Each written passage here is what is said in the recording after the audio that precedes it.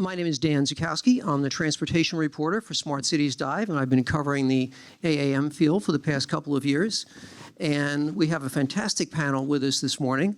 So let me start off by letting each of you introduce yourselves briefly, and then we'll go in from there. Hello. Can everyone hear me? Yep. Okay, great. Hello, everyone. Happy to be here in Los Angeles. I'm Behnaz Razavi.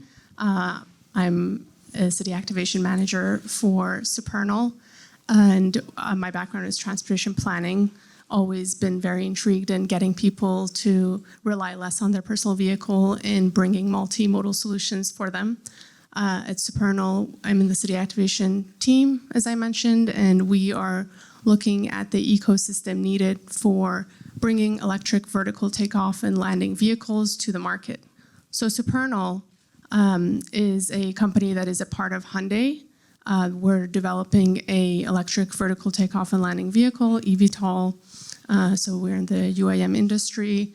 And while we are developing this new mode of transportation, we are working with ecosystem partners to making sure that the environment is ready for integrating AAM into, or advanced air mobility, into our built environment. Hi, Kirk Hoteling. I am, I'm Senior Vice President of Real Estate Development for Ferrovial Corporation. We are one of the stakeholders that Behnaz works with to sort of bring this this new industry to life. So we are in the infrastructure. Ferrovial is an infrastructure company. So my job at Ferrovial is to go look for and sign leases for places where we can develop vertiports, oversee the design and construction eventually, and then work with companies like Supernal to actually bring them to the facilities to start the flying. And I'm happy to be here today. Thank you. All right, good morning, everyone. My name is Paul Fontaine. I am the Assistant Administrator for NextGen at the FAA, Federal Aviation Administration. As the name sort of suggests, NextGen is the front end of a lot of the new capabilities and technologies that are coming to bear inside of aviation.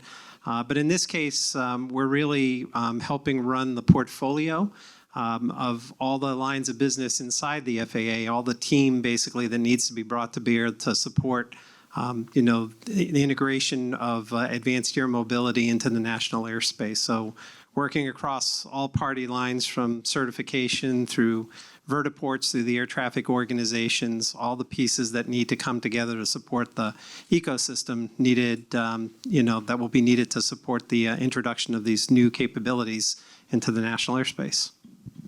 Thank you all. Thank you very much. Paul, let me start with you and ask, how are you working? How is the FAA working with cities and local municipalities for this, to help them adopt this new technology that's coming? Sure, that's a great question. I guess, the way we would answer that is to say we're open for business. In terms of, I think we all realize that there's a lot of challenges, associated with the coordination, right, of all the pieces that need to be brought to bear in an organized kind of way. So while a lot of the manufacturers are working through the certification of their aircraft designs and everything to get those into the airspace. Here in 24, I think we're going to the next phase, right, which is what are we actually, what's going to get introduced, how do these technologies start to come online, and how do they blend with the airspace? So we're trying to work, like I said, cross-functionally, with all the different pieces of the FAA that play a role. And then also working closely with the various companies and the municipalities. So it's interesting, in 24, we're starting to see, just in the last few months, a lot more interest from various municipalities about what is this, how's this working. We're hearing things from different companies, what role is the FAA playing. So we're happy to be in the middle of those conversations and to support. Great, thank you. Kirk, your company is involved, or will be involved, in building vertiports. Yep. Tell me what you need to do, what cities need to do to plan for that. How you would work with governments on beginning that process. That's I could probably take the rest of the panel to answer that question. I mean, at the highest level, what's really helpful within city government is to have a point of contact somewhere within the transportation planning organization, to have a person or persons that are the point of contact for the industry, so that when companies like mine who want to go and build vertiports in the community know where to start. A lot of times it's kind of hard to find your way into community. So if you're here, introduce yourself to me and vice versa, because it's really important. And it's the same thing for Behnaz. It's sometimes just knowing who to get to, where to start, and then the next level beyond that is obviously start thinking about codes, regulations. Companies like mine next year are going to be coming to you and saying, I want to build a vertiport here, and you're going to have to figure out how to zone that for aviation. I'll have to take it to Paul to get the airspace approved for that use. And we're prepared to do that. We kind of understand the process. So anything the cities can do to get ahead of that and think about it in advance is really helpful. Great. Behnaz, what is your role in that process? So I think that industry has to bring the solution to the cities, right? We are bringing a new mode of transportation to cities. What is the value that we're bringing to that specific region? We have to communicate that. And I agree that, FAA is saying they're open for business. I think cities should also be open-minded and learning more about this. We help build capacity for them. For example, we've done studies where we look at the right guidelines for integrating AAM, what the necessary players need, who the necessary players are, and how they should work together. So I'm optimistic that in the next few years, or hopefully next few months, we're going to get the local government, the federal government, and industry in the same room to have these conversations and be able to find the right locations that would bring a meaningful mode of transportation to these cities, and also talk about the value of UAM as an industry that's going to come into the location, which I can go on about. Well, I'll get back to that in a minute, but you made a very good point about the integration of AAM. How will AAM, continue with you, Behnaz, how will AAM integrate with other modes of transportation, in your view? So obviously, FAA put in Innovate 28, which brings the point that in the short term, you're going to see existing infrastructure used for these vehicles.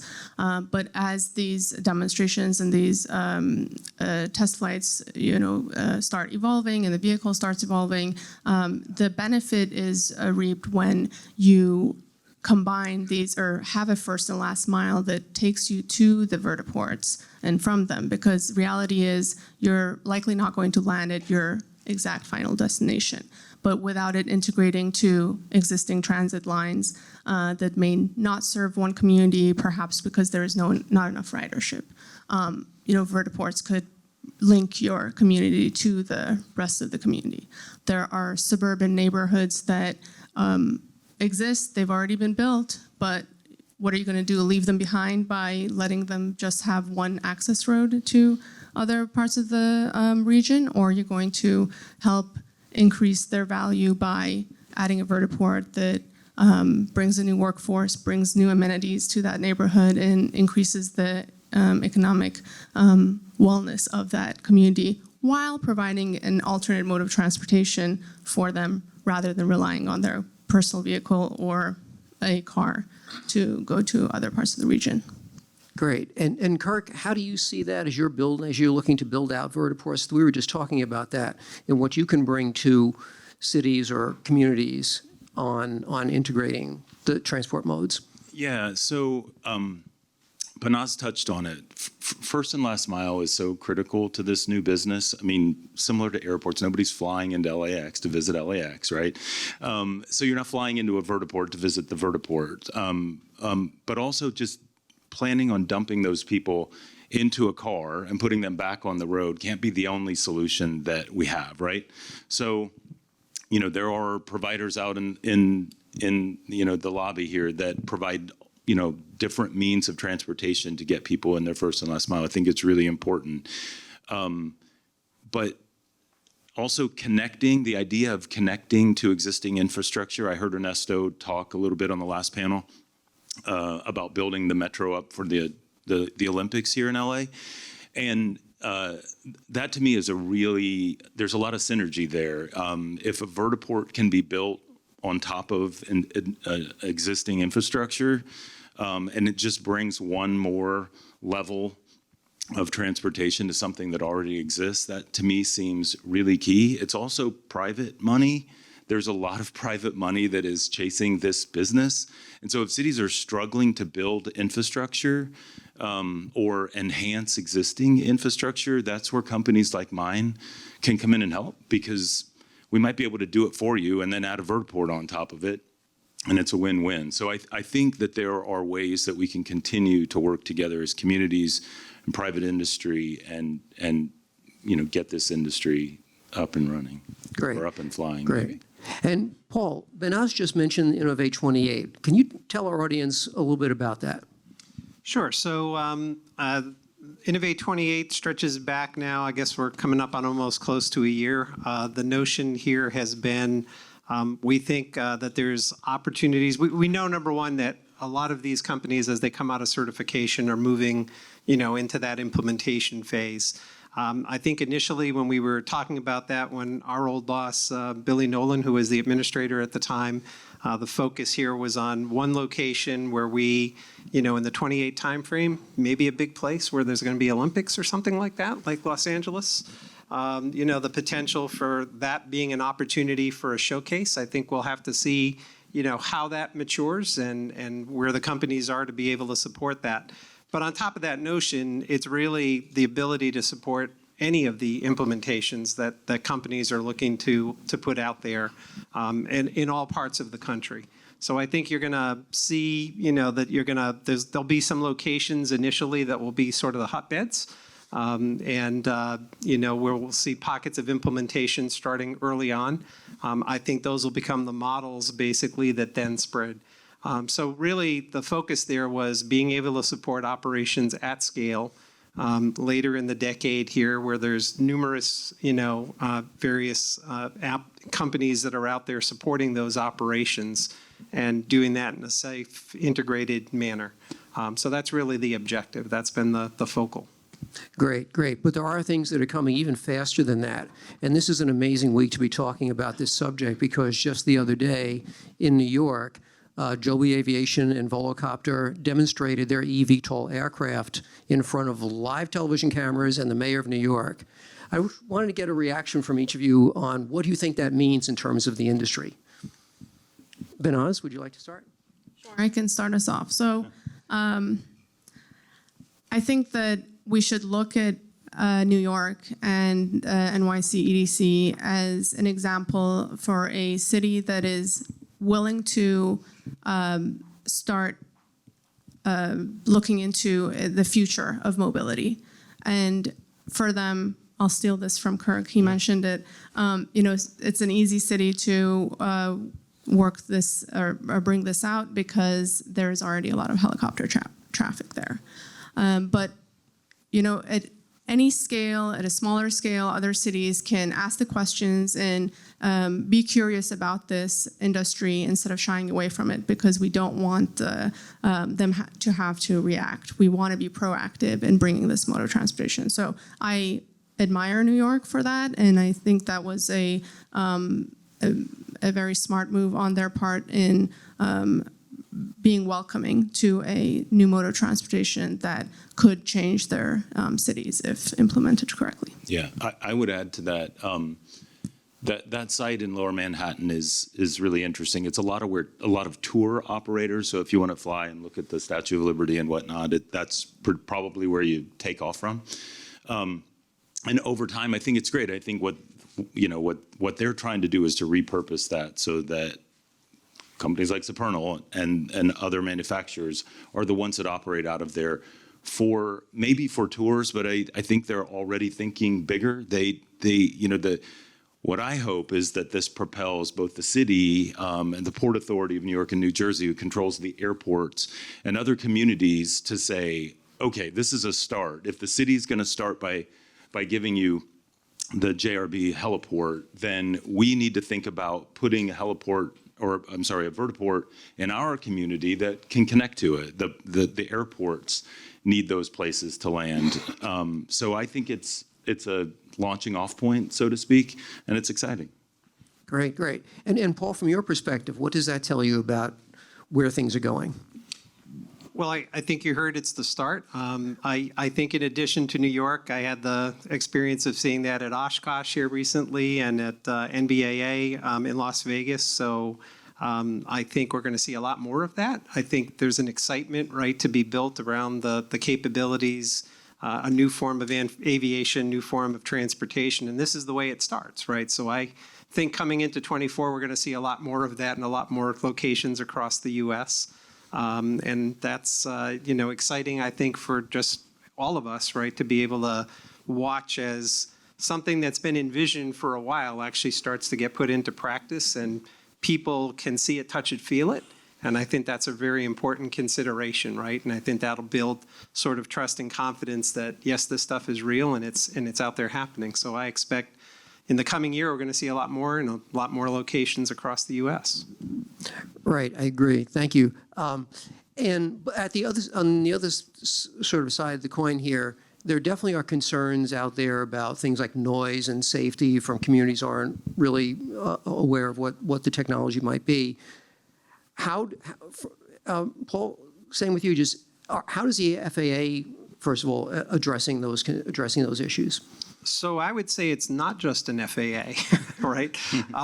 I think this is, when we say the word ecosystem, it truly means that. I think there's an informed dialogue that has to happen and all parties need to be at the table, right? That includes manufacturers that are trying to put these into operation. It's federal and state and local as part of that. And, like I said, it has to be an informed dialogue. We already, as you know, do a lot of this with various noise activities. Community engagement is a key part of what we do, but it's best done in partnership, would be my message, right? It's not one entity carrying the torch there on that. It has to be a holistic approach.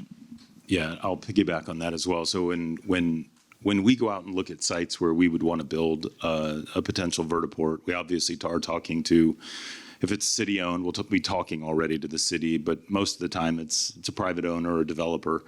But we very quickly try to go to city government to try to figure out whose jurisdiction, who's the local commissioner that oversees this area, what do they recommend in terms of community engagement. Are there already committees to go to and to participate in, to give them a briefing on what we are intending to build, the noise levels that you could expect, the benefits that come with it.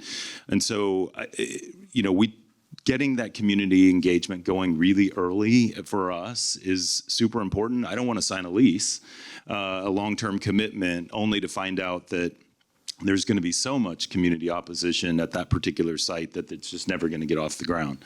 So, you just got to have the conversations. They're not hard. Most of the manufacturers, Behnaz can probably speak to this better than I, but most of them have sound profiles. They can share and demonstrate, like, it's this much quieter than a helicopter. I mean, I think if you're used to helicopters, eVTOLs are going to be really accepted, right? If you don't have anything and you're introducing eVTOLs, you're going to expect some level of opposition, even as quiet as they are. And so we just have to work our way through it.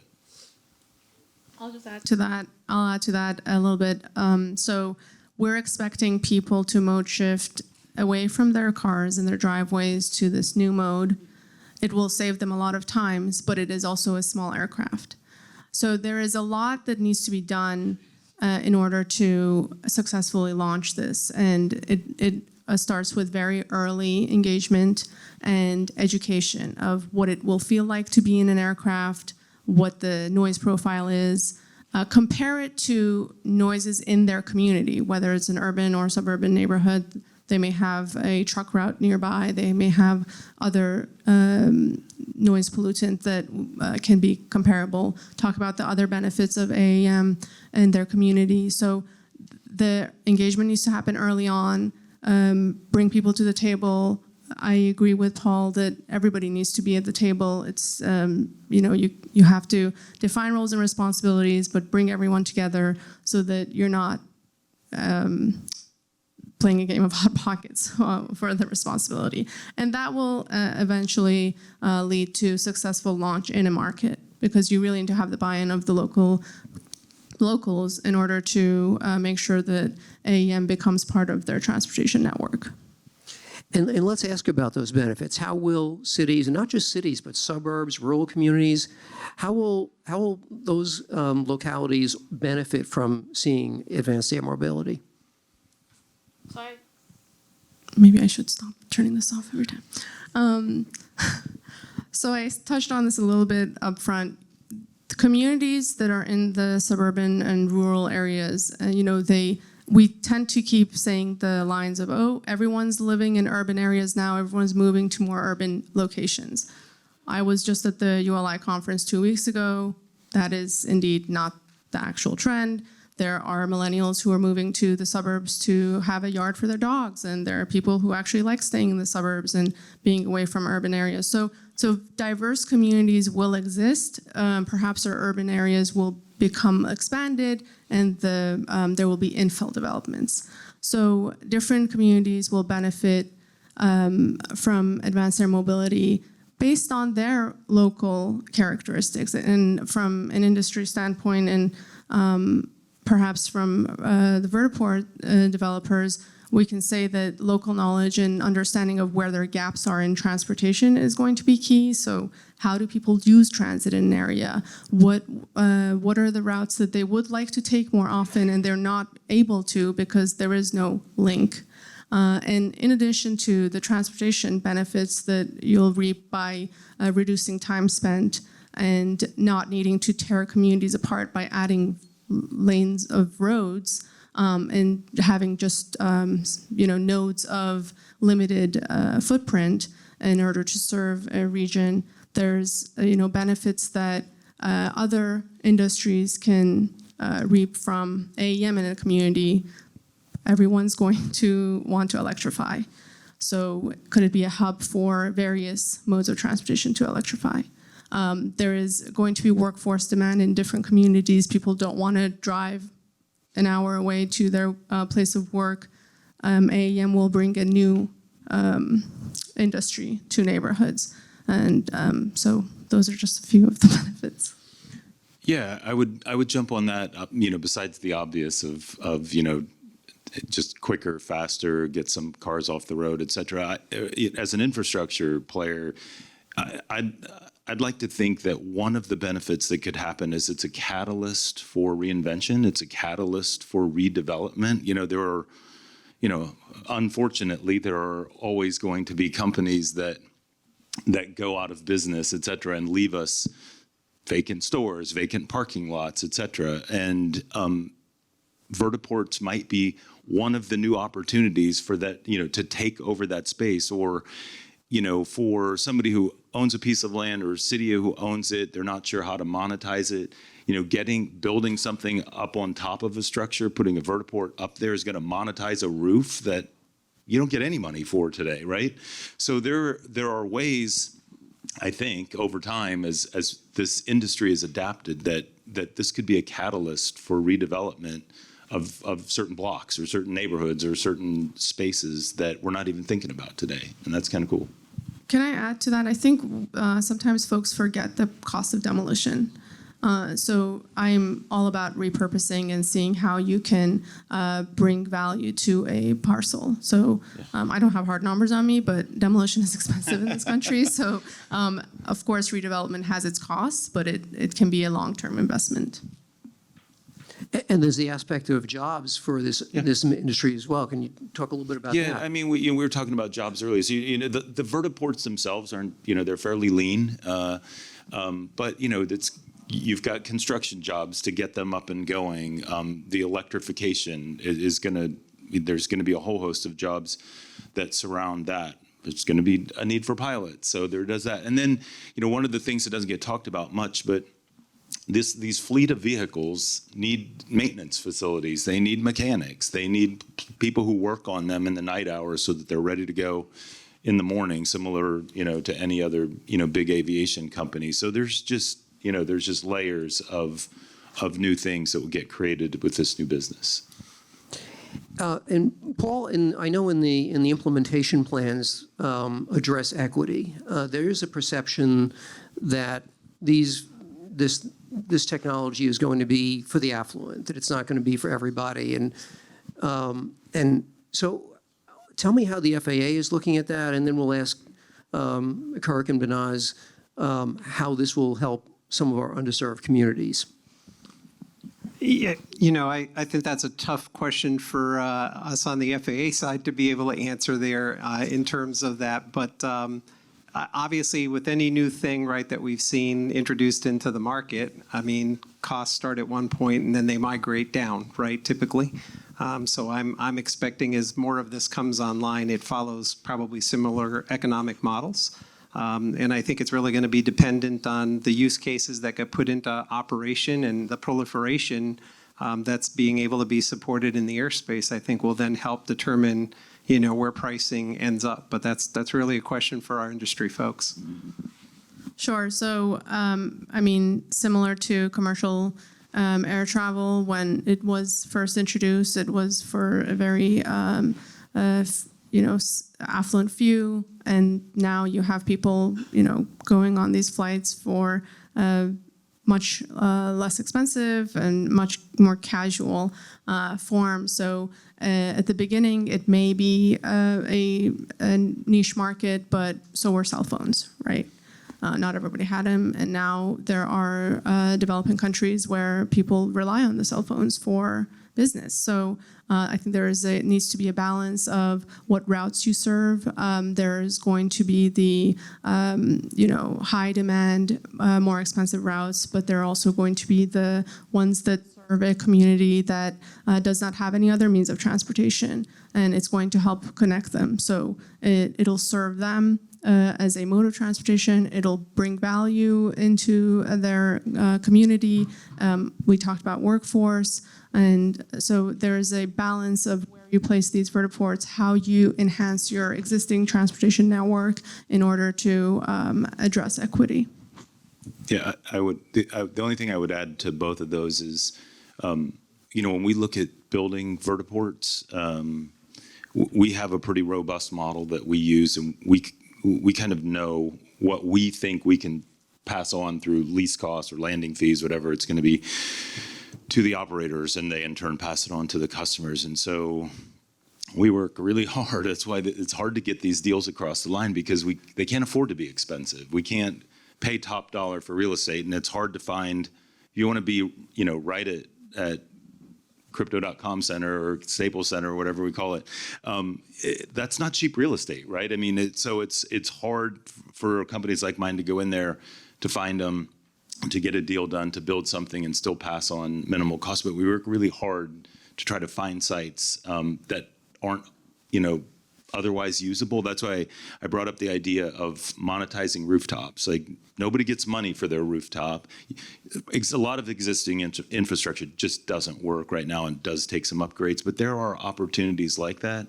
If you're a city, there are ways to structure deals. If Staples Center is really important to me and a remote community is really important to you, there's a way to get a deal done there. And it happens all the time in every industry. So, and all of us are sort of happy to have those conversations and see where they lead. So.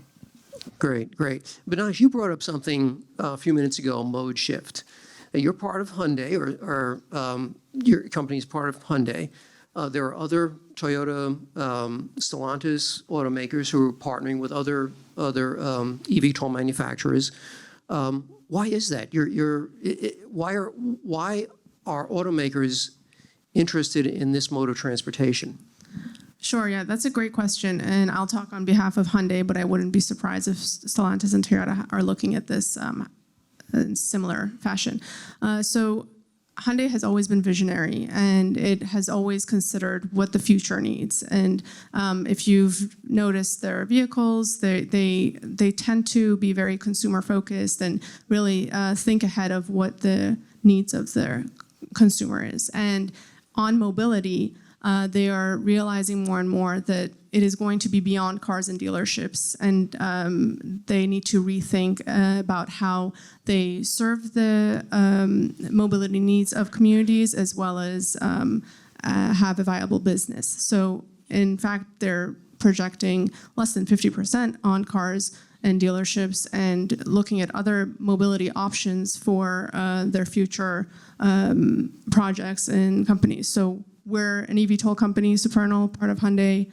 Boston Dynamics is another company that is part of Hyundai, and they're looking at mobility from the needs of an individual who may have accessibility challenges to aviation as a mode of transportation, to they have car sharing and mobility as a service in different divisions. So really looking at mobility in a very holistic manner and beyond your reliance on your personal vehicle, driving, owning, and all the costs that come with that in their future business model.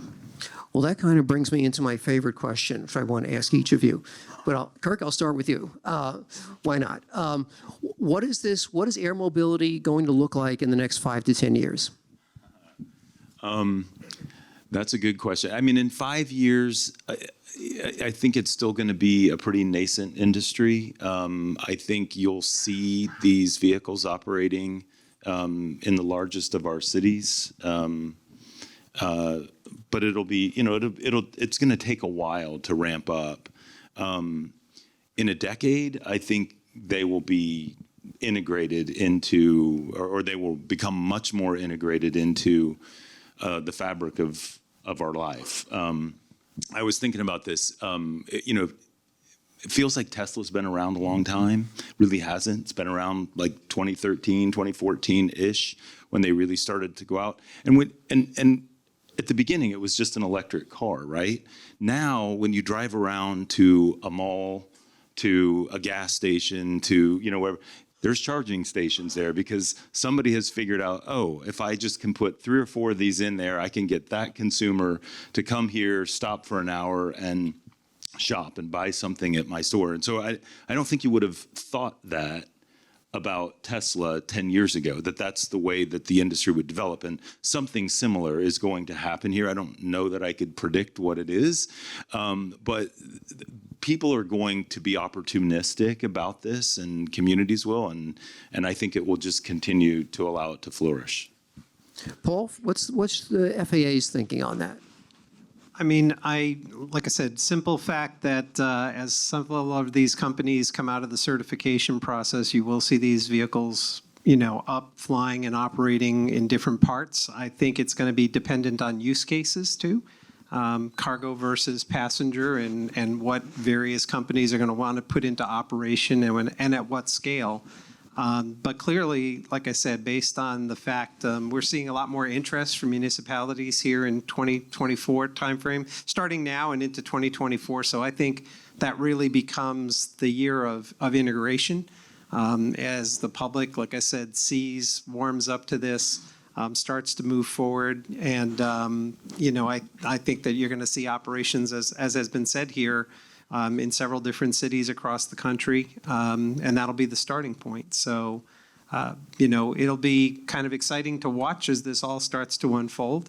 And I think it's also going to be a competitive market, so that'll be, watching the dynamics of that will also be very interesting as that starts to come together. So, and the FAA's mission here really is, like I said, to support the safe integration of these into the airspace. So I think if you're looking, I know the last briefing, listening to parts of that, if you're operating in general aviation, uncontrolled Class G airports, using a lot of those GA airports that are available, that's going to look like normal routine operations, I think, right? It'll look and fly and feel like a GA airplane does today.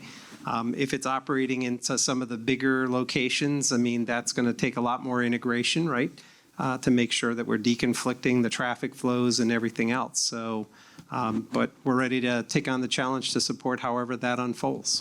That's great. I know the FAA has been really involved in that. I've been following the development of those plans and so forth. Behnaz, what's your view? Take us out 5-10 years. Sure. I'm an optimistic realist, I guess I'll say. I'll start with my hope for the next 5 years and then go outward. So if you were in the Open Mobility Foundation data policy session yesterday, they talked about integrating MDS and these data policies into the city's policies and really having municipalities being open to this. So they used this analogy throughout the session, which was clever, but it was all about dating. So be open to dating, date, take the right steps before introducing this new technology, in our case, to the family and taking them to grandma's. So my ask for the next 5 years is having industry and the different levels of government to be open-minded and look at this and see how it fits in their communities and being aware of what the market needs are. In 5 years, I agree with Kirk, it'll be still pretty in the nascent states. And 2030s is really when I'm hopeful for the integration of advanced air mobility into our transit network. And somewhere perhaps in the late 2030s is when I'm really optimistic, where you'll check your route on the phone and you have different options to get to your destination, and that does not include needing to know how to drive. Thank you. Well, I'm just waiting for my first ride in an eVTOL, so we all are. We have a few minutes for questions, so yes, sir. Thank you very much. My name is Christian Thiel from NEOM. I'm interested in... One second. Oh, sorry. Hi, everyone. Chris Thiel, my name, from NEOM. My question to you is, what do you see as the biggest challenge for commercializing AAM, Advanced Air Mobility Services, over the next 5 years from an OEM infrastructure and regulator perspective? Who wants it? I think I'll take the easy answer.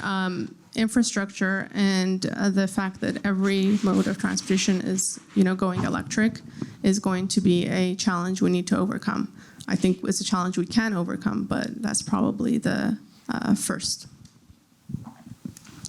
Yeah, well, as the infrastructure guy, I'm going to say infrastructure. I mean, I think there's this belief that these things can just fly anywhere, land in somebody's backyard, land on top of an existing garage. That's really not the case. I think that will become more well-known knowledge over time. But then finding sites that are very close to the first and last mile is challenging, and to keep it cost-effective, et cetera, is going to be tough. I'm very jealous of the state of NEOM, who's got a lot of open land to work with. It's great. And there's a question over here. Yes.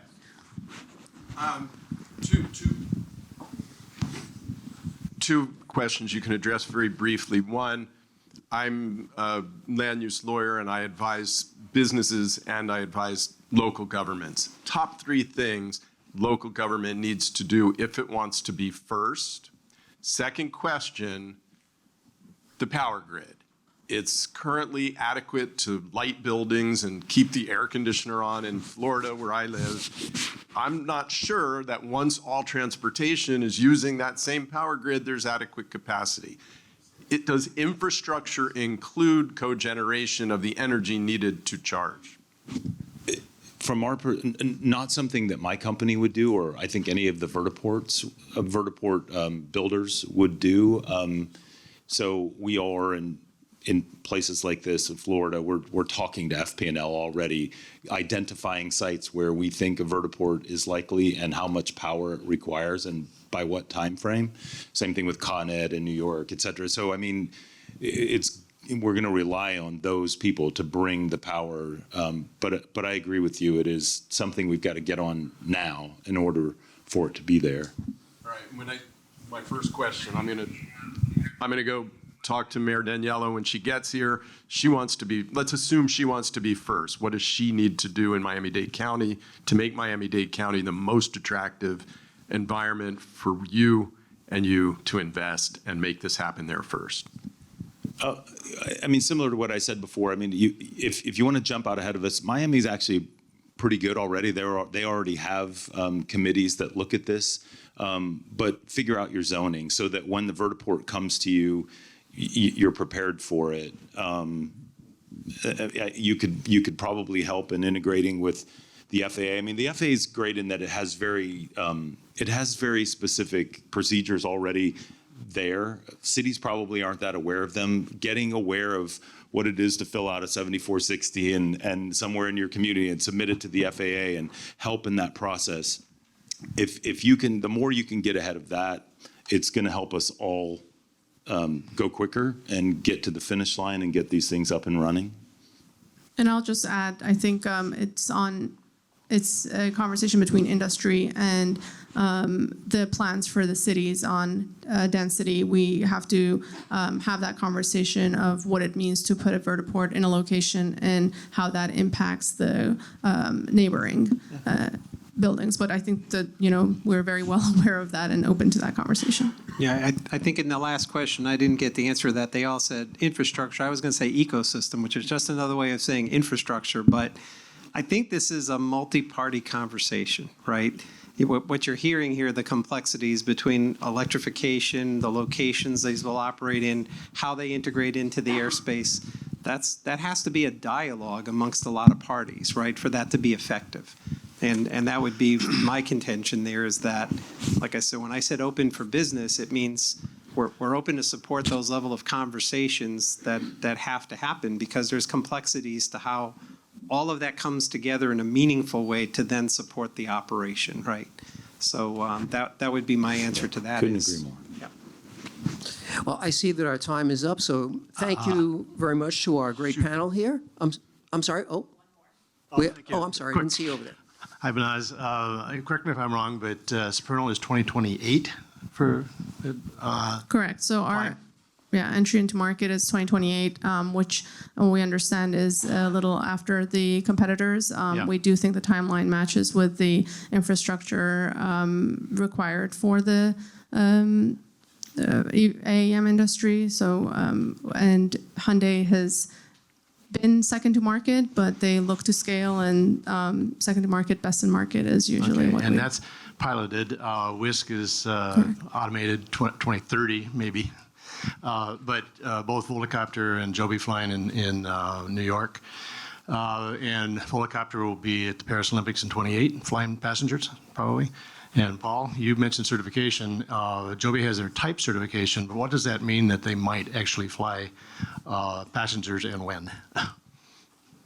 So I can't comment on the exact certification process that's ongoing. That's a proprietary relationship, right, between the applicant and the FAA as a regulatory. But I'll just leave it to what I said before, right? I mean, we know that there are several applicants that are working their way through that pipeline right now, and we should be seeing fruitful conclusion of some of those things here coming up. What does type certification mean? They can't fly passengers now. That's right. So type certification means just like it means for the Airbus or the Boeing that you fly on today. It's the aircraft is then fully certified, right? So it's met a certain set of regulatory standards and everything to assure the safety of the vehicle. Again, so thank you very much to everyone on the panel here, and thank you to our great audience.